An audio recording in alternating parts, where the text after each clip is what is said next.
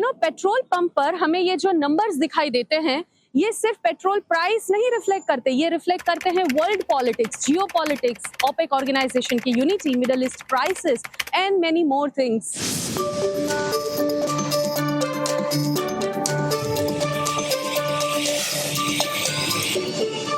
तो आज हम बात करते हैं इस ओपेक के बारे में, क्योंकि यूनाइटेड अरब अमीरात यूएई ने 60 साल ओपेक का मेंबर रहने के बाद इसको छोड़ने का फैसला किया है। क्यों?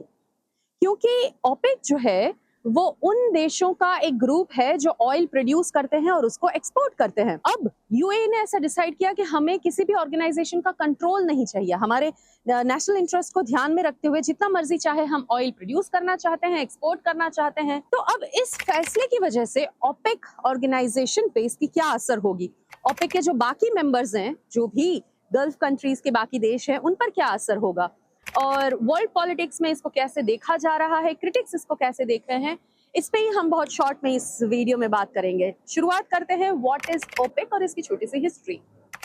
ओपेक का फुल फॉर्म है organisation of the petroleum exporting countries. इसकी शुरुआत 1960 में हुई थी, जब तेल बनाने और बेचने वाले देशों ने एक ऑर्गेनाइजेशन बनाया। Gulf countries like Saudi Arabia, Iran, Iraq, Kuwait और वेनेजुएला जैसे कंट्रीज ने मिलकर ये जो ग्रुप बनाया, इनका काम था ऑयल प्रोडक्शन के टारगेट्स डिसाइड करना, global trade management, income balance करना, एक्सपोर्ट और ट्रेड इंटरेस्ट्स को ध्यान में रखना, और हो सके तो वेस्टर्न ऑयल कंपनीज के डोमिनेशन को भी चैलेंज करना था।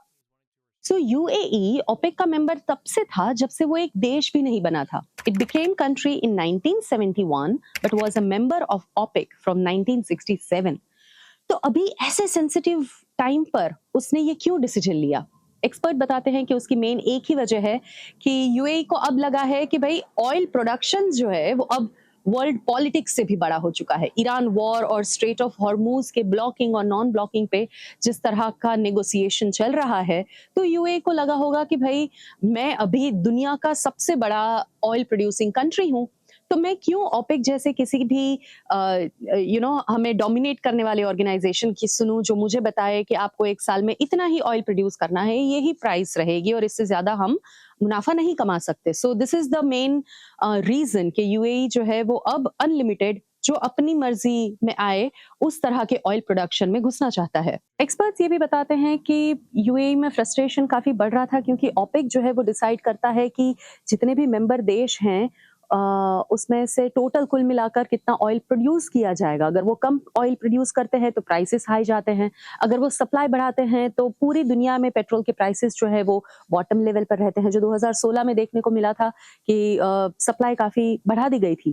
पर अब जो है ओपेक की यूनिटी और फ्यूचर दोनों खतरे में है। यूएई के निकल जाने से ओपेक को बहुत बड़ा झटका लगा है, क्योंकि यूएई सिर्फ एक मेंबर नहीं था, लार्जेस्ट ऑयल प्रोड्यूसर था। अगर उसके चलते बाकी मेंबर्स ने भी ये करना चाहा तो ओपेक का फ्यूचर क्या होगा ये कोई नहीं कह सकता। अच्छा, यूएस पॉलिटिक्स में इसके क्या मायने हैं? तो ऑब्वियसली ट्रम्प इज हैप्पी, क्योंकि ऑयल का सप्लाई बढ़ता है तो प्राइसेस डाउन आते हैं, जब ऑयल के प्राइसेस डाउन आते हैं तो वर्ल्ड पॉलिटिक्स काफी जो है वो लीडर की फेवर में चला जाता है, वोटर्स खुश हो जाते हैं और वो चाहते हैं कि हमारे नेता की पॉलिटिक्स की वजह से जो है हमको प्राइसेस, पेट्रोल, गुड्स और जो भी आम चीजें हैं वो सस्ती मिल रही हैं। So it is favourable for American politics right now. और जहां तक ऑयल इंपोर्टिंग कंट्रीज का सवाल है, लाइक इंडिया, चाइना, यूरोप जैसे देश शायद सस्ते तेल का फायदा उठा सकते हैं अगर सप्लाई बढ़ता है तो।